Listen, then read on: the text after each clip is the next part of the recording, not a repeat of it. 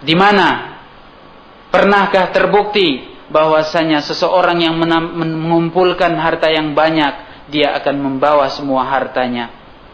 Pernahkah terbukti bahwasanya orang yang memiliki harta dan gedung tinggi, kemudian kedudukan yang tinggi, pernahkah semua itu akan menghentikan atau akan menghalangi kita dari kejadian dari peristiwa yang akan kita dapatkan, dari peristiwa yang akan kita alami, yaitu peristiwa kematian?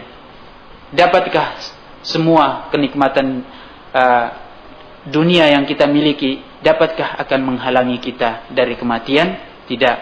Bahkan kita akan mengalaminya, dan semua harta yang telah kita dapatkan akan kita tinggalkan. Sungguh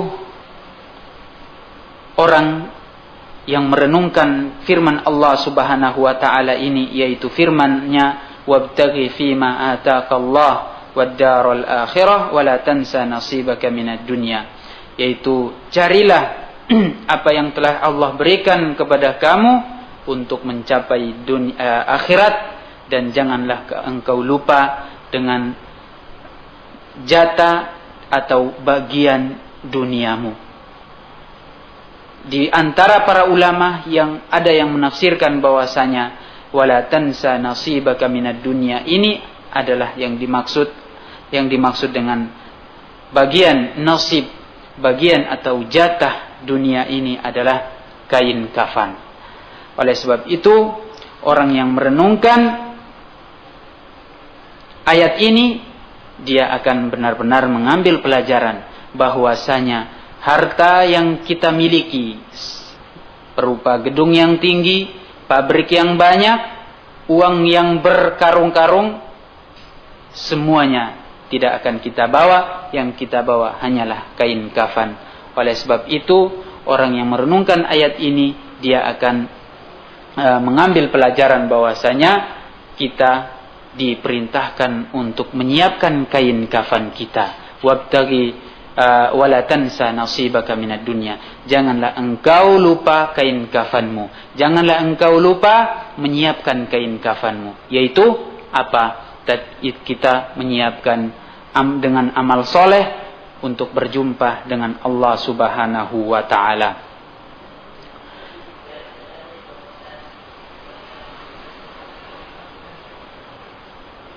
Jamaah kaum muslimin yang dirahmati Allah Subhanahu wa ta'ala, para pendengar dimanapun Anda berada, kami tekankan kembali bahwasanya hendaklah setiap kita mengingat kematian, karena di dalam mengingat kematian itu terdapat keutamaan yang sangat besar. Dan mengingat kematian itu dapat menjadikan seseorang untuk menyiapkan bekal ketakwaan amal soleh sebelum ia berjumpa dengan Allah Subhanahu wa ta'ala, sebagaimana yang telah kita sebutkan dalam hadis atau di awal pembahasan kita pada hari ini. Kemudian Imam Al-Hasan Al-Basri mengatakan, sesungguhnya inna qauman alhathumul amani hatta kharaju minad dunya wa ma lahum hasanah.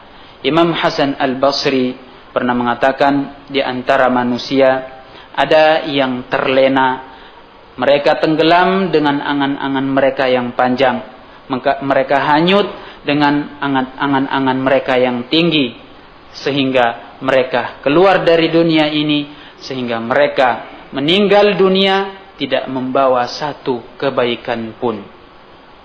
Kemudian orang yang seperti ini, di antara mereka ada yang mengatakan, inni uhsinu dhanna billah, aku bersangka baik, aku berhusnudzon kepada Allah Subhanahu wa ta'ala, sekalipun aku banyak berbuat dosa, aku akan berhusnudzon, berprasangka baik kepada Allah Subhanahu wa ta'ala agar Allah mengampuni dosaku.